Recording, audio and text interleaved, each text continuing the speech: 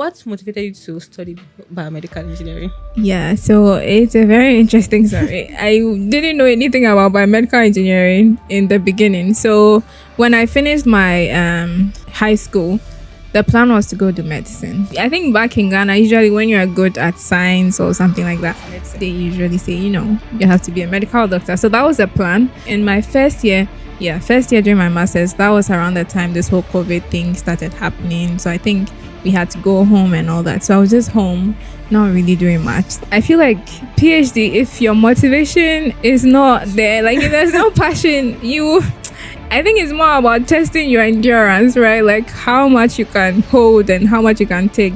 The fact that you're an introvert does not necessarily mean you cannot be a leader. So like there are introverts who are leaders and doing a very good job. Hi, and welcome back to another episode of the Engineering Couple Podcast. And with me here is another guest. So again, I'm Biomedical, and we have a new guest. Yeah. So I'll let you introduce yourself. Okay, so my name is Portia Plange. That's my full name. I'm Ghanaian. I am a third-year PhD student at UNL. I'm studying biomedical engineering, and I'm the first one of two girls. And yeah, I think that's about me. Yeah. Okay. Yeah. So let me start with so Plange, is it? Yeah. So it's a fancy name. Oh. So yeah. So I'm in the tribe. I'm in Fanti. Oh. Yeah. So our names are usually a little bit more British because then we got the name from the whole colonization thing. So yeah. I was wondering when I saw Plange, I was like, it doesn't sound very African. Yep. Okay. But yeah. I'm African. Yeah, definitely.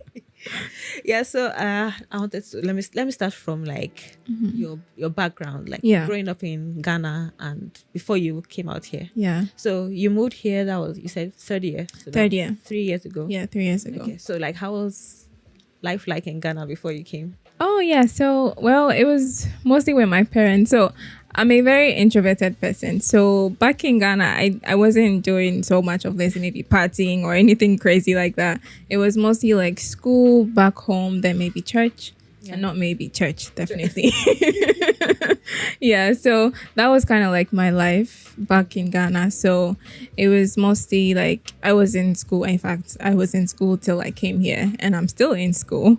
So that was basically what my life was. So you came directly from BSc? No, I did my master's back in Ghana. Oh. So I got my alpha when I was about to finish my master's. And so then there was no break really. I just came straight in. Quickly, yeah. So I came during the spring and then I started the PhD. Yeah.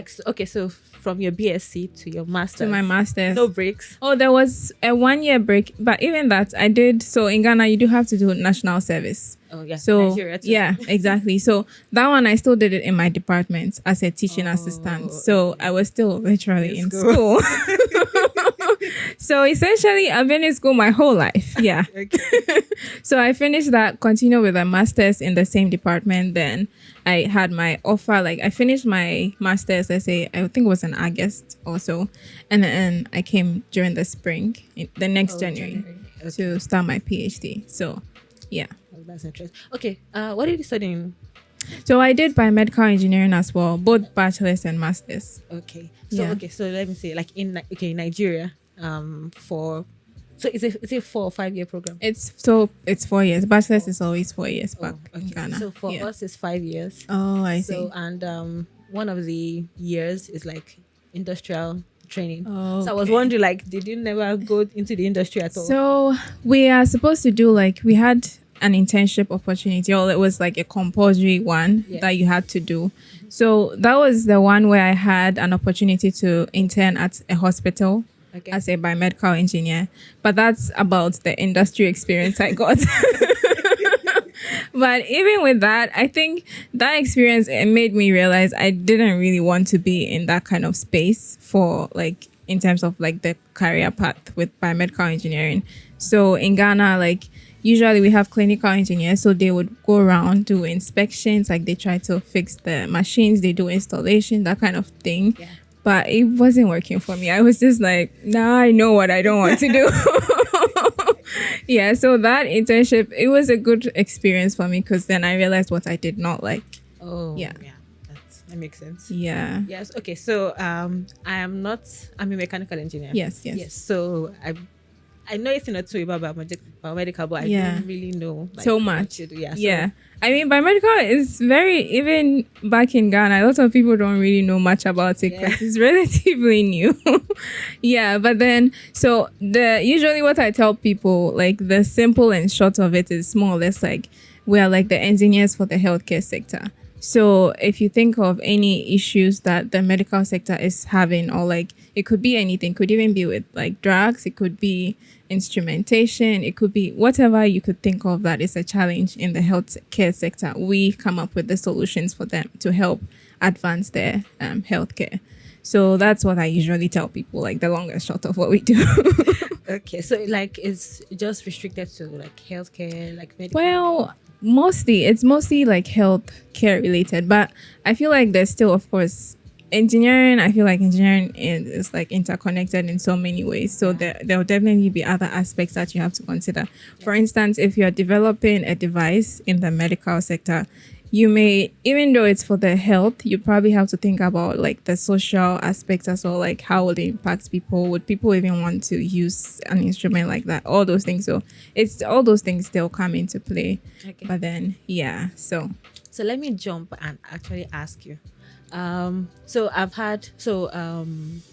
husband and I, we own like a startup in Nigeria. Yeah. Where we train like young undergraduates, and we had some people like biomedical engineers or like undergraduates still studying, and they're always like, okay, they don't know anybody in the industries.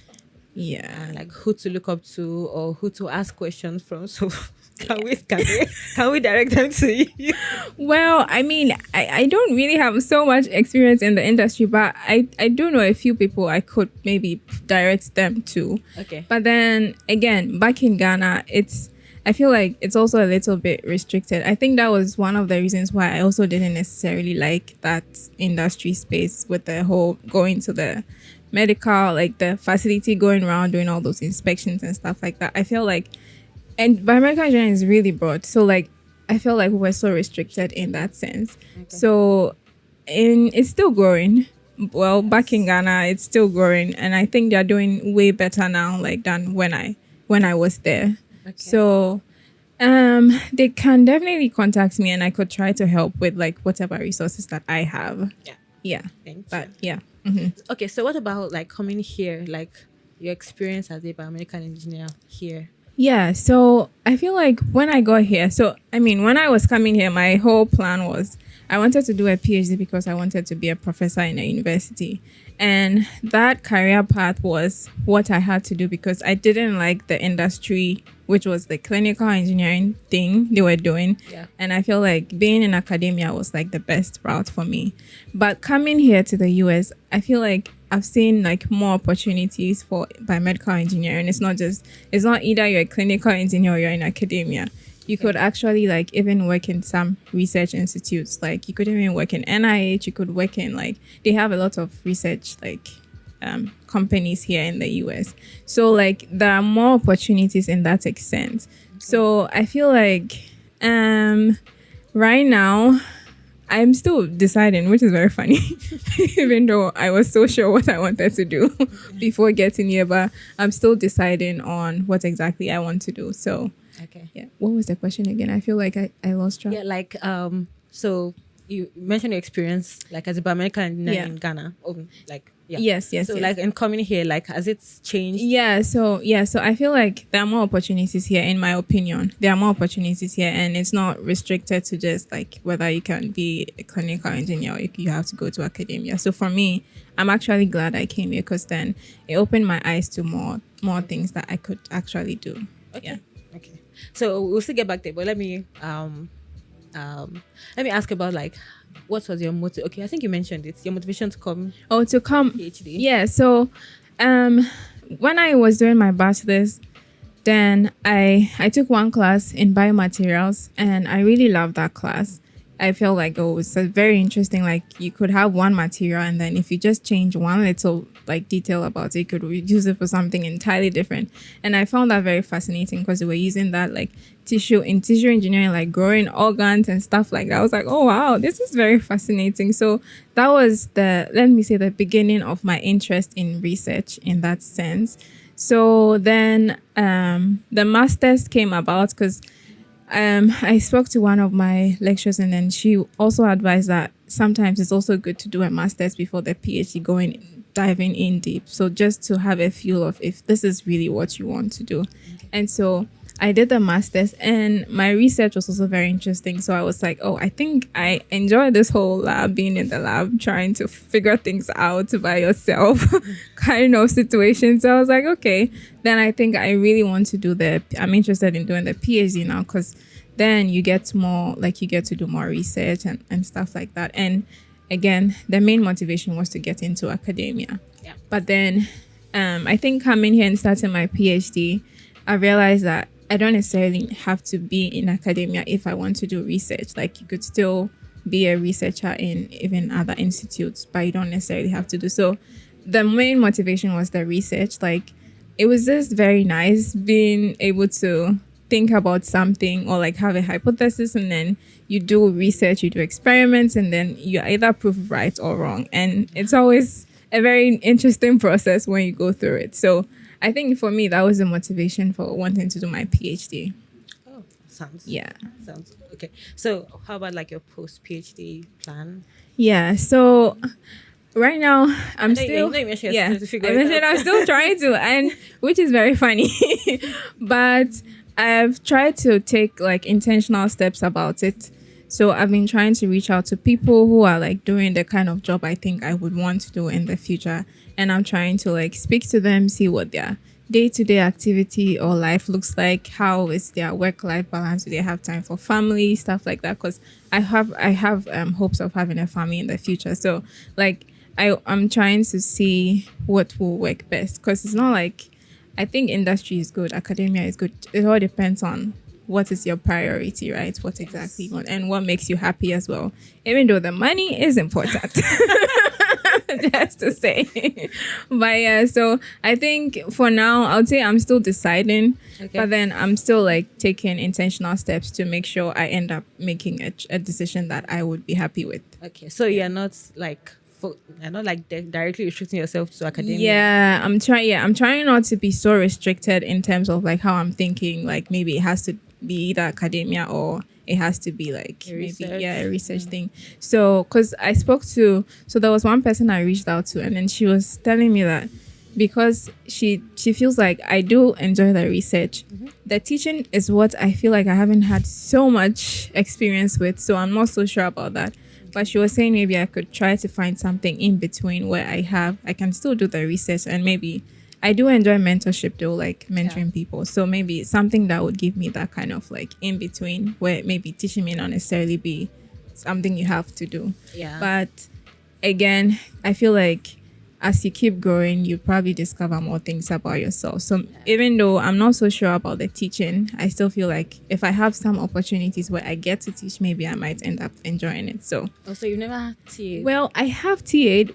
My offer is a research assistantship offer, so teaching is not compulsory. Yeah. So we have to teach twice, like 2 semesters, and that's a requirement. So I've only done one TA, and that one I was mostly grading. I was a guest lecturer once. And the experience was, it was something. but it's just a one-time teaching, so you can't use that as a gauge for like what exactly it's supposed to be like. So, like you stood in front of the class. Yeah, once. I did. Yeah, once. Just once. I was a guest lecturer. Oh, so how did that go? It was okay. I think it was an experience because since I've been here, I hadn't like been teaching any of them. So. And the lecturer already had her material, so I just had to use that, and then I just had to like deliver like more like a presentation.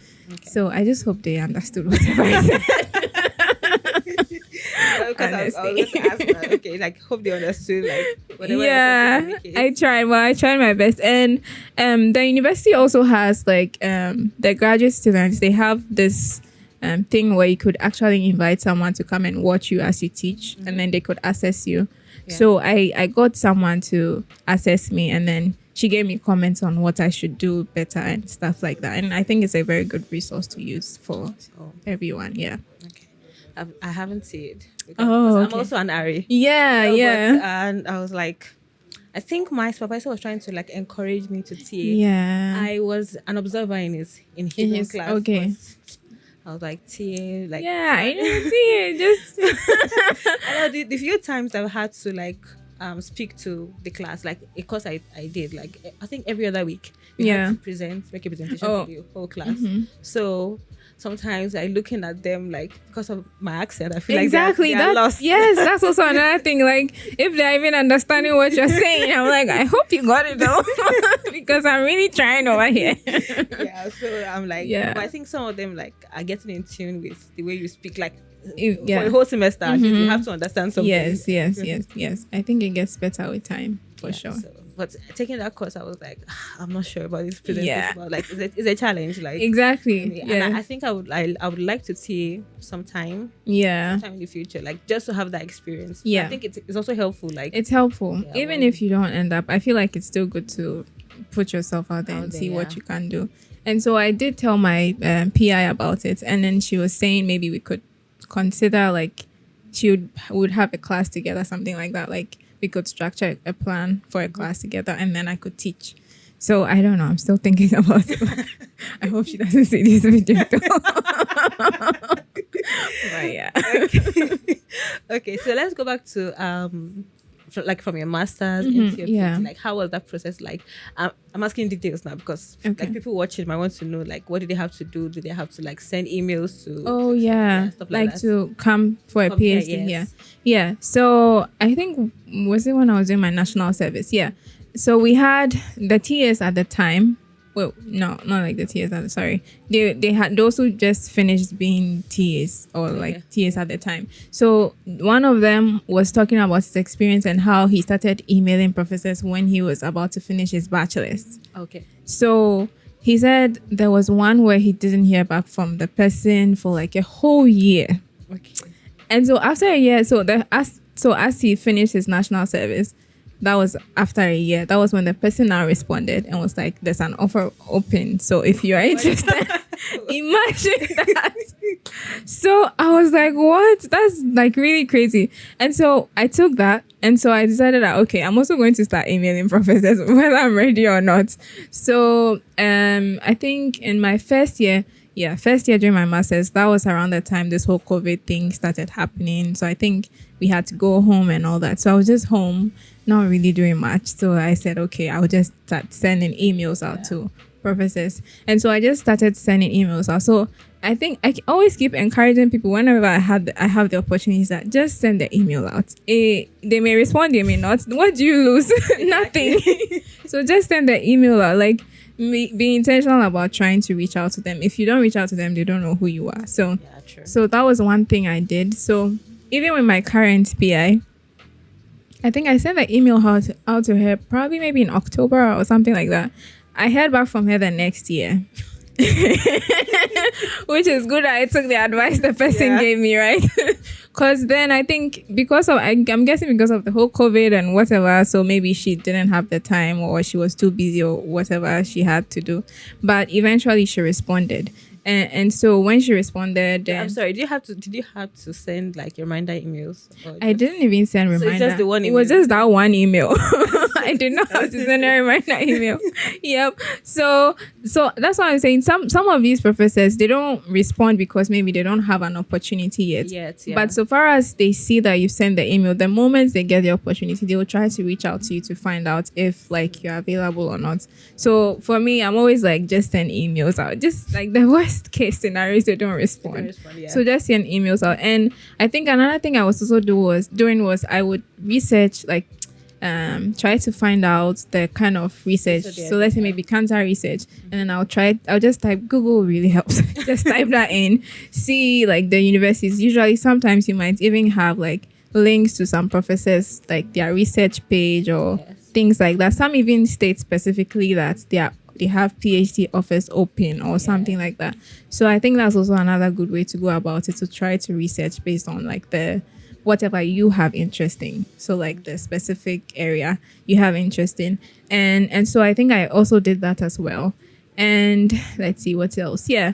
So the getting your CV together already and all those things. And so that was what happened. So when she reached out to me, I think it was probably maybe March or so.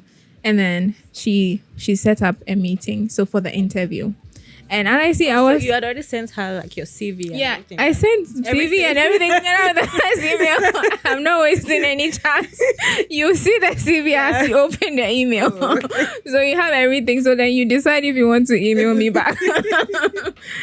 So I think you should, everything you have, just put it there and just let them know this is you. So she just emailed me back then and then was like, if I'm still interested, because time had passed, so she was like, if I'm still interested and open, she would like to have an interview with me, and then we talk about, like, she wants to just meet with me. And you know, when they say interview with you, you'd always be wondering what exactly are they even coming to talk about. Honestly, that thing can be so frustrating for a lot of people, and I think I've had some people ask me about it, like, what should you do? But I think essentially to just prepare. It could be even very random things that maybe they would ask you about. But one thing is just try to look through the page of the PIs, like see what the research they're doing is about. At least know what they're doing. Don't just go and then you be in the interview, you don't even know what projects they're doing. Why are you here? So I think that's very key. Like at least having an idea of the kind of projects the person is doing. And so I tried to like read around what she was doing. And the interesting thing is sometimes I still don't know how I ended up on my PI's page, because University of Nebraska is not a common university. Exactly. When they tell people that University of Nebraska, like they don't even know where is Nebraska. Exactly. They don't know where Nebraska is, because it's not one of the popular ones. It is not at all. So I don't know how. I'm sure it's God that directed me, because that's the only explanation. So I think when we had the meeting, she asked me about my background, like who I am, like how you asked me, and then I think she wanted to know why I wanted to do the PhD, like what's my motivation, because I feel like PhD, if your motivation is not there, like if there's no passion, I think it's more about testing your endurance, right? Like how much you can hold and how much you can take. So like when I came to the US finally, and then we started talking, I actually asked her what she was looking for in a student, like when she's interviewing, and she said she just wants to see that you're like, she's sure like you can stay, because some people would start and you just go. So she's looking for that. I don't know how she finds it, but some way, somehow, that's what she's looking out for. So I think like if you're able to prove to them that like you're here for it, like this is your passion, this is what you want to do, and intend to complete. What you start. I think that's one good thing to also let them know about yourself. And then I think she did ask me also about like my projects that I was doing for my master's, like how it was going, or like just general like stuff about it. And I think we even ended up having very conversations that were not even about academia school. I was like, oh, okay. So some of them are even very chill. They may even ask you like about your own life and stuff like that. So I think you just need to prepare for any and everything. And then if they see that you're prepared and then they have the interview with you, then you have a shot, at least close enough. Yeah. I think one thing I found out is like applying like for schools.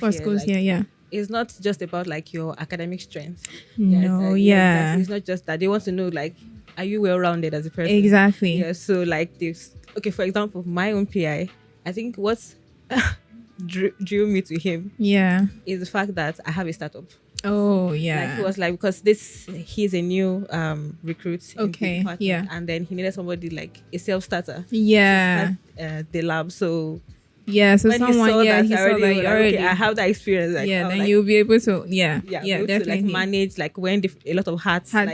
Since I'll be the only one like starting with him. Like him, I know how to, so also already handle all those things. So it's not just about like academics, because the truth is that like my own research. Or like not research. I went directly from BSc to PhD. To PhD, okay. So my final year project. It's in the same field, but not exactly the same field. Okay. Like it's additive manufacturing, which is very broad. Okay, yeah. Yeah, so but he's like metal additive manufacturing. I did like ceramics. Oh, So okay. it was not the same thing, but Yeah. he saw a self-starter. He knows that someone like that will be able to like learn Yes, fast exactly. and just Yeah. adapt into any Yeah. situation. So like that's what's one of the reasons that Yeah, I'm here. yeah, yeah. I think being able to find a way to prove to them that you can also learn and adapt Yes. to things is also a good thing, because Exactly.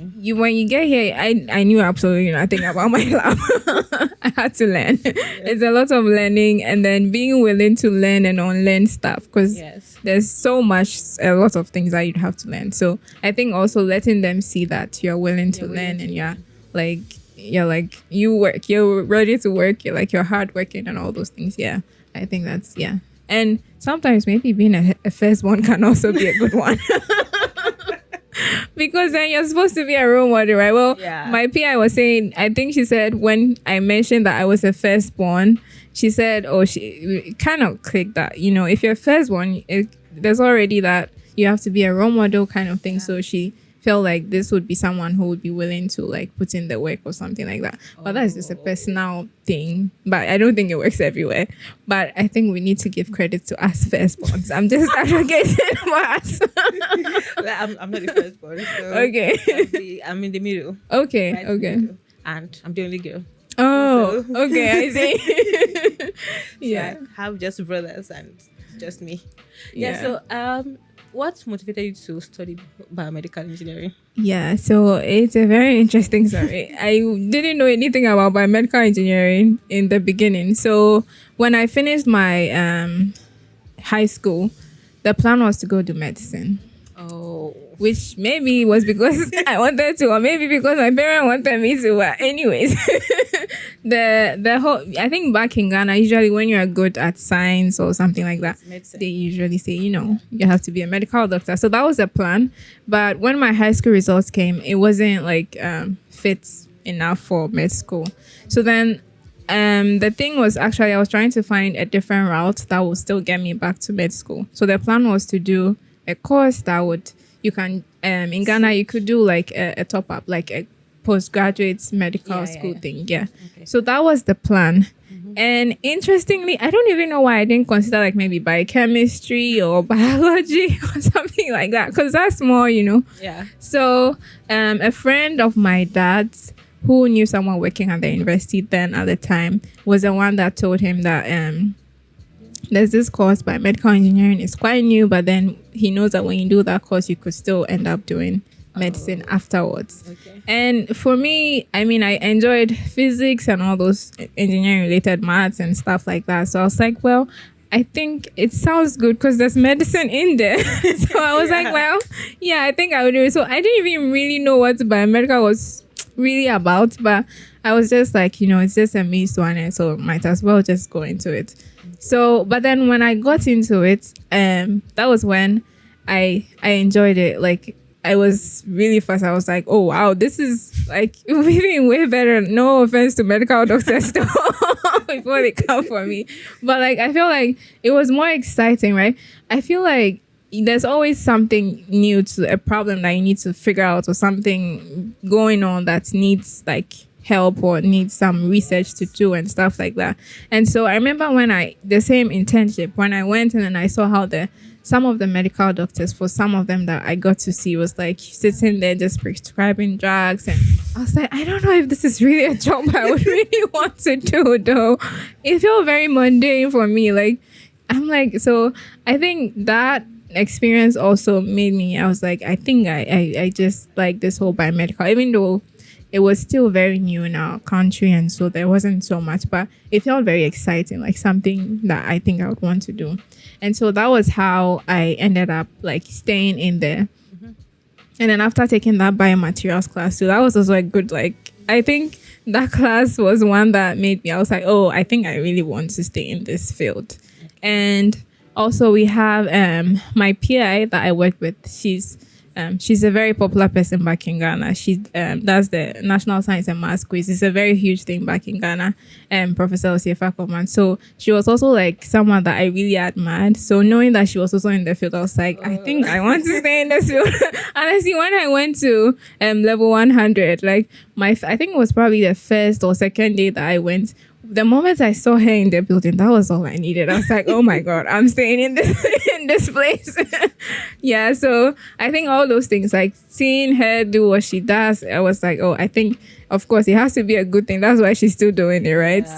Yeah. So I think that was helpful. And then also some of the classes, like, may increase my interest in wanting to stay in. And I'm glad I stayed in it. I like my biomedical engineering. I think, well, it's not exactly the same. Yeah. So for me, I wanted to study aero. Oh, okay. Yeah, that was the dream. Same with my husband. So, I see. I think a lot of people, like even like when I was in school, like a lot of classmates I had were like, oh, aerospace. Oh, wow. Like, that's very interesting though. Yeah, and a lot of us could not get in because I think at the time there was just like one school that that's had it. that. Yeah. But now obviously it has increased. Yes. At the time it was just like one school and it was in the north. Oh, kind of okay. far. And my mom was like, no, I'm not allowing my You're only not daughter going to So I was like, okay, fine. Mechanical engineering is like kind of close. Close So I was like, enough, fine. yeah. If I do mechanical, I can always like specialize later. So that was. But I don't think I want to Go back. Well, I think I might want, but like for now, I'm enjoying. You're mechanical. enjoying the mechanical, yeah. Yeah. So like that was that was kind of helpful for me. But my dad wanted me to study medicine. Because he wanted to study medicine and he couldn't. Yeah. So it was like, and I was the only science student. So in the house, yeah. So like, okay, this is going to You be the inherit doctor. the medicine. You like, have to do it for them. But I was like, no. So it was almost like an issue. But yeah. eventually, like he gave in. So Yeah. he's happy with me now. Like, Yes. he's happy that I'm happy at least. Exactly. Like, I think at the end of the day, you have to be happy, right? Yeah. Yes, and I'm happy. Like challenges, definitely challenges. Definitely. Like sometimes when I start complaining to my mom, like I'm having this issue, like with my career, with my studies. That was back in like we call it secondary school, but high school. Oh, okay. Yeah. So she was like, if this is what you chose. So you face it. So like you can't blame anyone for forcing you. But she also like tried to encourage me, like nothing. Like there's that word that she uses. Said nothing good comes easy. And I remember I wrote it in all my notes. Like just remind myself that I chose this. I chose the path I chose. So like I don't expect it to be, or I should not expect it to be smooth. Yeah. So like just nothing good comes easy. You see a lot of my notes. You see like, nothing good. And I think I always keep it at the back of my mind that even if I'm going through like tough times, like I know that at the end there is light at the end of the tunnel. And if there's no light, well, I've chosen that path. Yeah. I just keep going. Yeah. I think I saw this meme where it was like, so why did they decide to put the light at the end? But yeah, like that's stressful. So so I think I'll ask. So I know you are involved with, like you mentioned, you're an introvert when you started. Yes. And you're a president of an association. How did that transition? Yeah. I honestly, I never even leadership was not even my thing.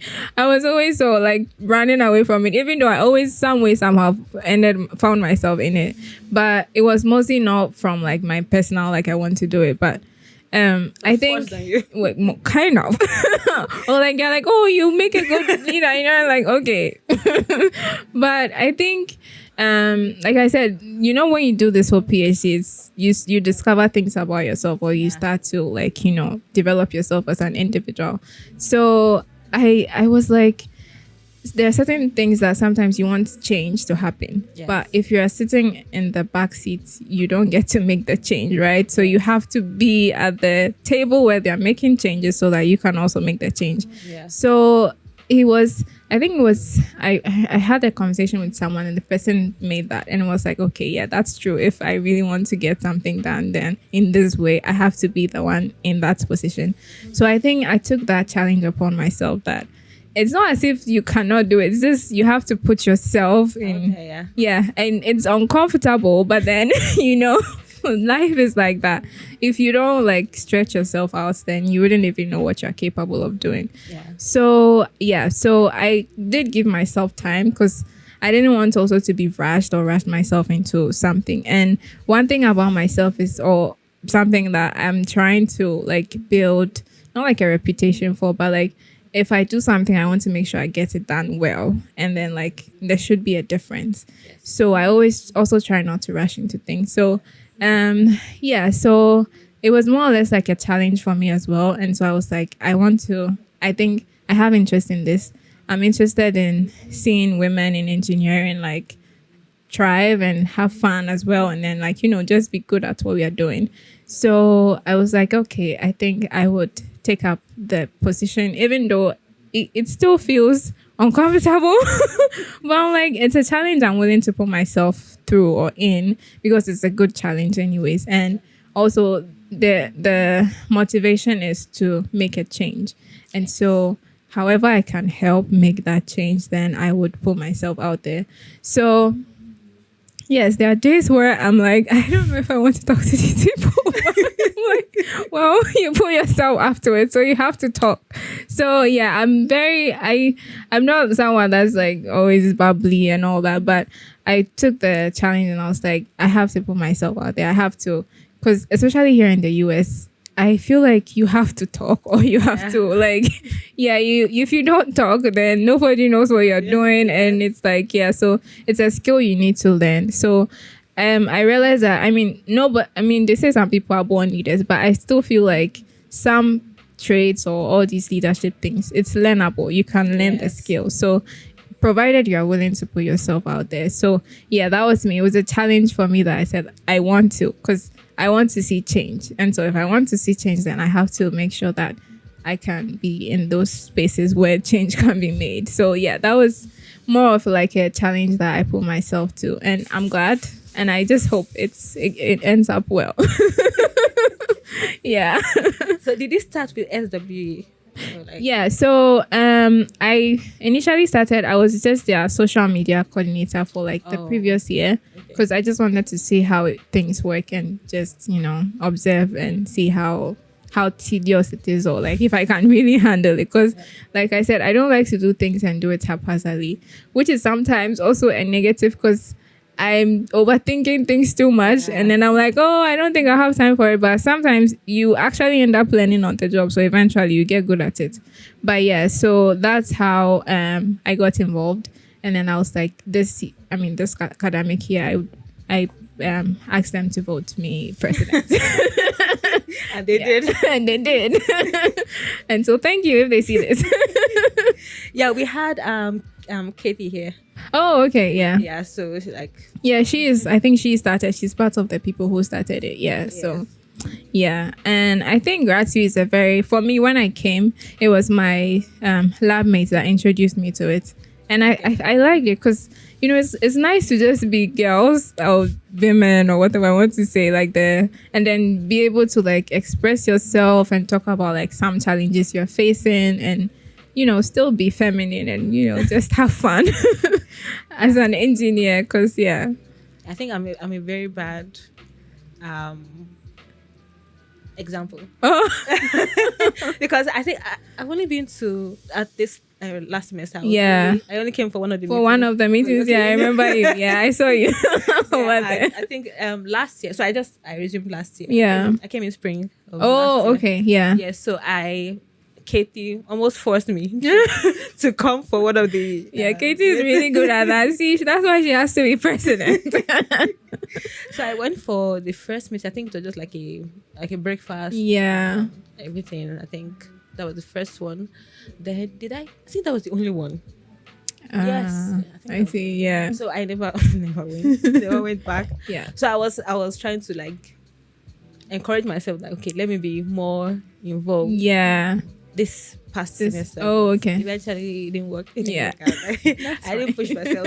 I was giving myself the excuse that I was pregnant. But that was not it. Yes. I just didn't. So, but I was interested in the one I came for.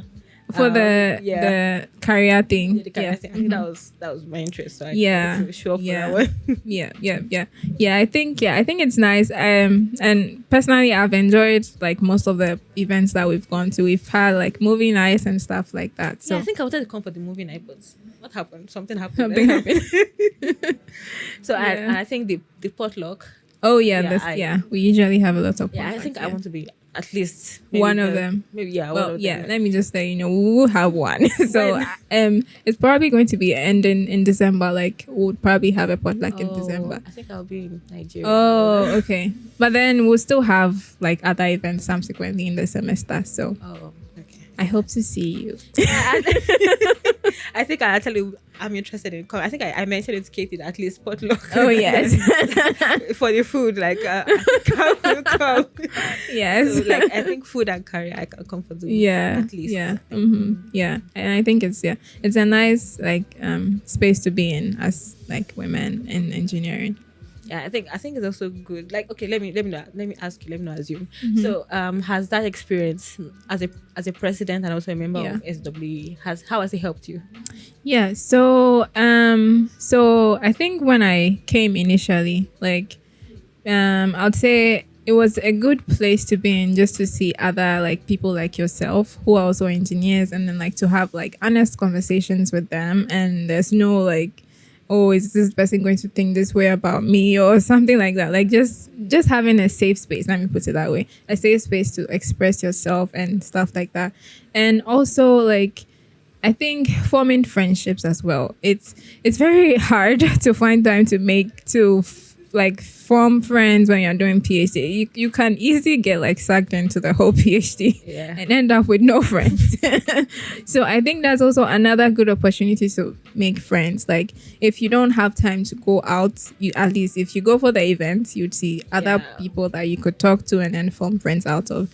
And also the SWE also I joined their collegiate leadership program. Okay. So we have like events where they'll have speakers who'd come to talk about like leadership. So actually it was one of the things that inspired me to put myself out there to be a president this year after I joined the program. So they have so many people who would come to talk to you, and then they mention how, the fact that you're an introvert does not necessarily mean you cannot be a leader. So like there are introverts who are leaders and doing a very good job. So like that program I think was a very good one because it really helped me. And I think I'm yet to go for the conference, which will be I'll be going this year. But they also have the conference where you get to talk to people. Sorry, is it the one at Omaha?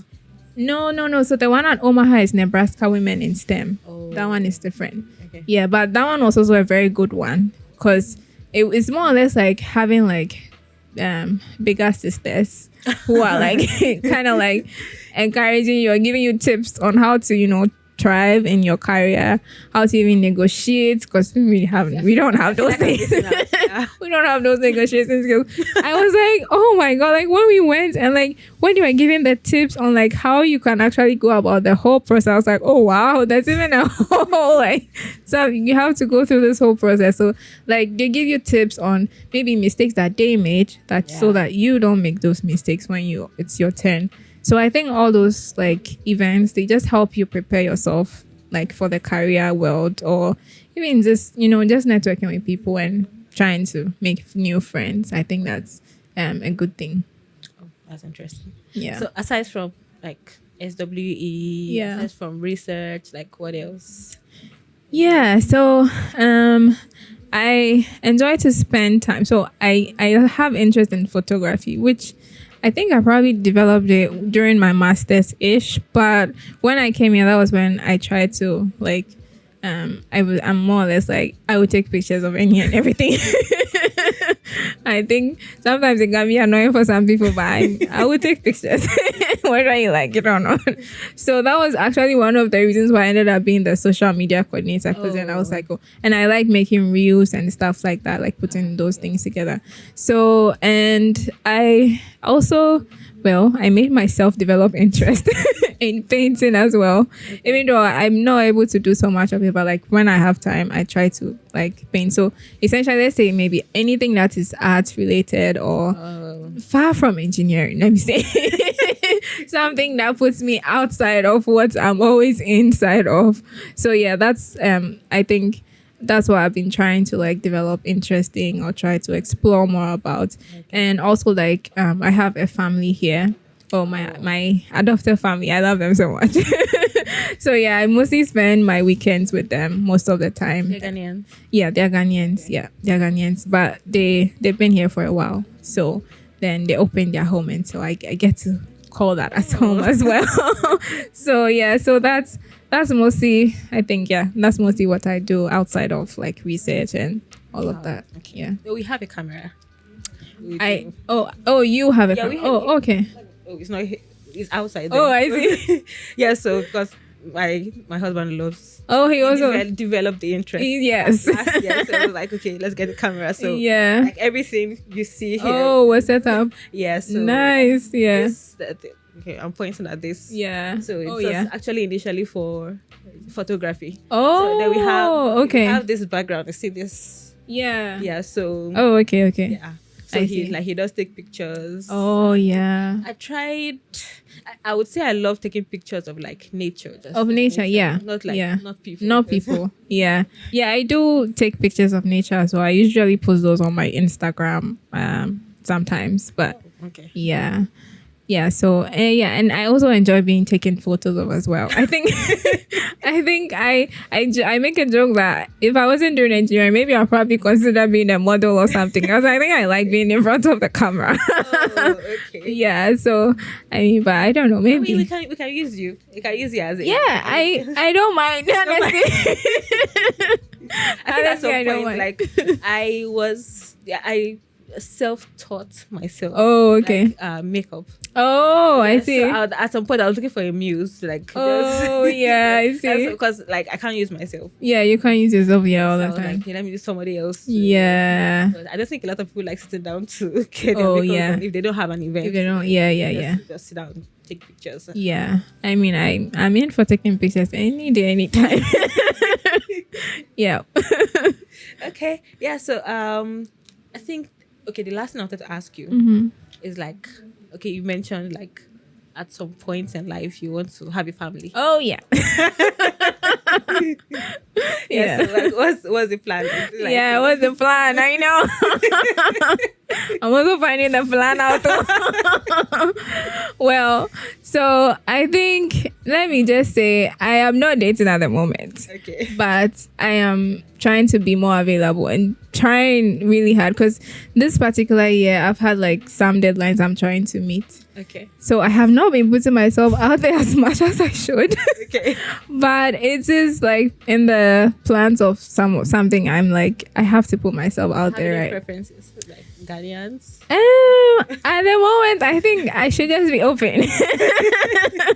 Yeah, but I think preferably Ghanaian, but you know, God also has his own way of doing things. So I'm trying not to restrict myself so much with, so far as a person is Christian, I guess that's like the breaking point or the barrier or whatever for me. So if it's Christian, I think we could work from there.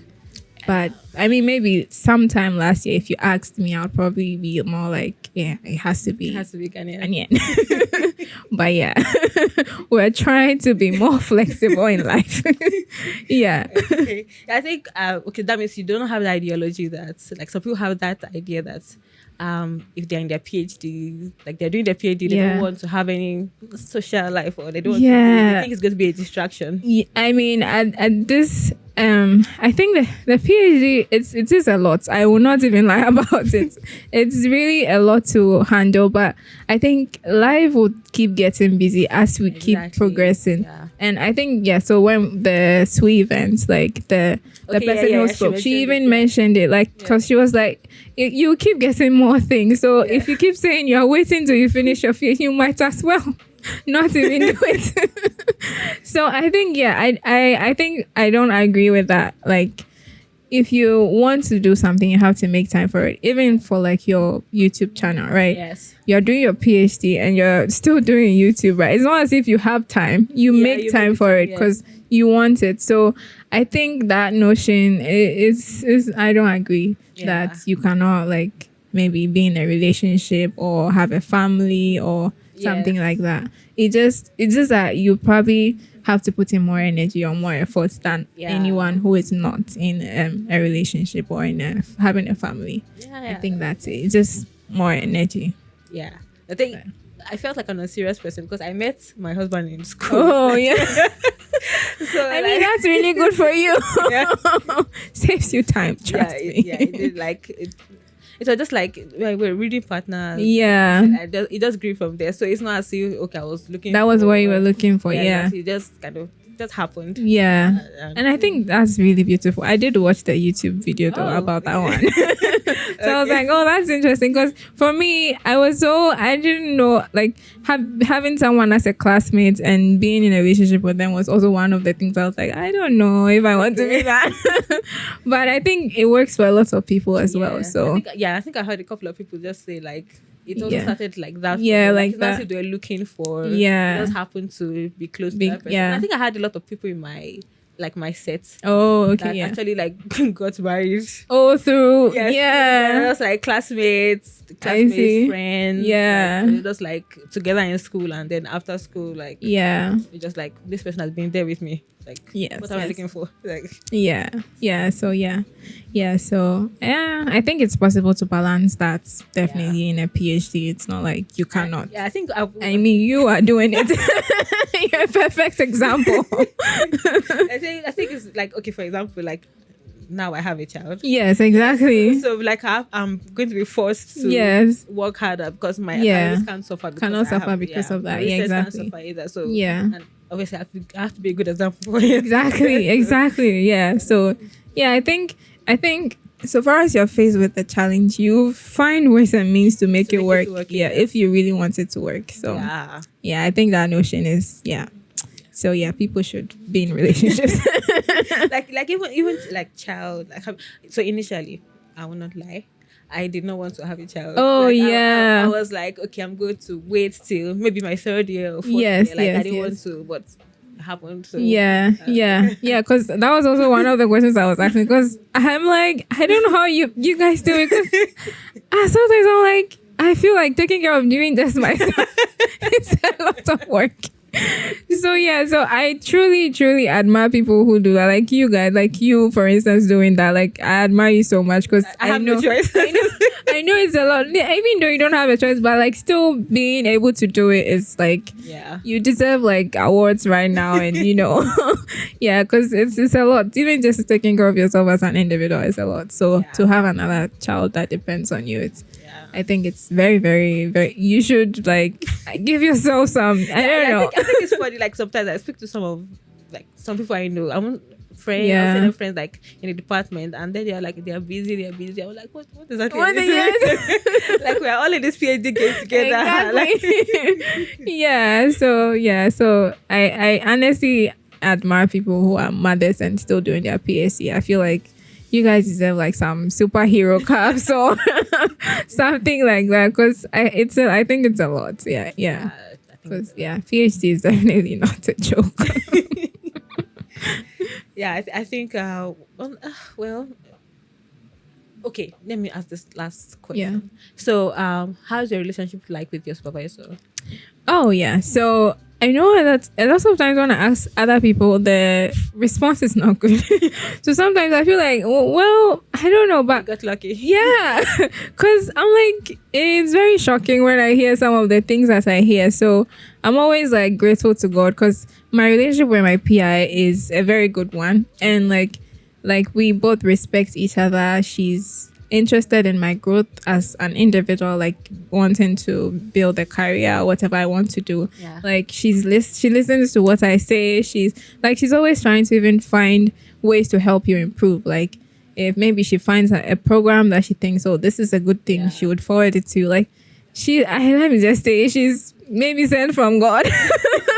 But so it's always sad when I hear other people say otherwise, because I feel like PhD is a lot to not have a good PI. Yeah. It would make it, I feel like that would be so draining, because even me that has a good PI is still like a lot for me to take. So if you have someone that you're working with that is not even interested in your growth, then I feel like that's very, very sad and not a good place to be in. Yeah. So I think that's also like what has influenced some people's decisions to either be single or to because exactly. like the PI is demanding so lot much from them. and like they don't have time for any other thing. And eventually, like after your PhD, it's like and then that was what's the like, point? what was the point? Yes.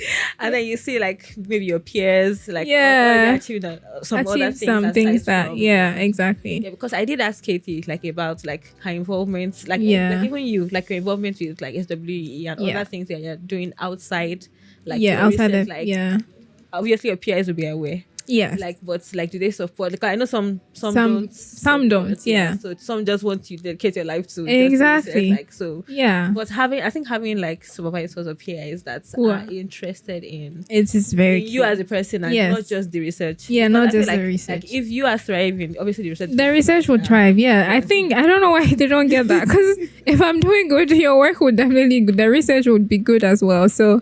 Yeah, it's always sad when I hear people say like very, very horrible stories about their PIs. It's really bad, because, for instance, for my PI, like I'm going for the SWE conference this year, and it's around the same time we have the BMES, the Biomedical Engineering. And so I told her that I want to go for the SWE.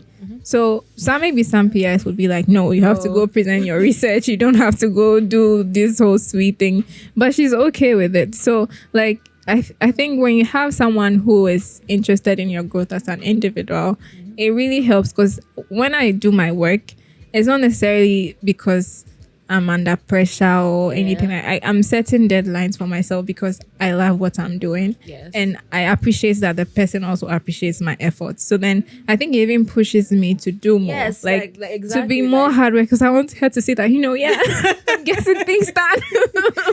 That kind of feelings. Because I know she has my interest at heart. So I'm not like feeling like, oh, I'm going to do the research or like so I hope PIs who are horrible change, because you're not really helping. And I think that's also another thing that some others may also, it would prevent them from wanting to be in academia, because the experiences, it just draws them away from even that wanting to be in that same space. But it's not really good at all. Well, I think I'm glad that you made the time to be here. Oh yeah, and thank you for having me. When I got your email, I was like, oh wow. No, like I'm on SWE's mailing list. Yeah, I get even though I don't attend, but I get you still get the emails. Yeah, I'm on the team, so I get the notifications. Oh I think I filled out the form. Oh okay, for the yes. So I updated my membership, but. I'll try like attend some of the events. Yeah, hopefully this fall. Yes. Yeah, so but I hope to see you. So anytime I see your name, I was like, okay. Oh yeah. So when I was like thinking about who to invite for, Portia Plange. Oh, okay. Thank you for having me. I mean, it's always nice to like have someone see you and be like, oh, I'm interested in your story or something like that. Like, I'm so grateful. Thank you for having me on your channel. Thank you so much. Thanks for coming. And so this is Portia, and she has accepted helping other fellow like biomedical engineers, undergraduates. So if you have questions for her, you can always like let us know, or we'll find a way to relay that. I'm on LinkedIn as well. My name is still Portia Plange. It's the same. Okay. So thank you so much for thank you. Thank you.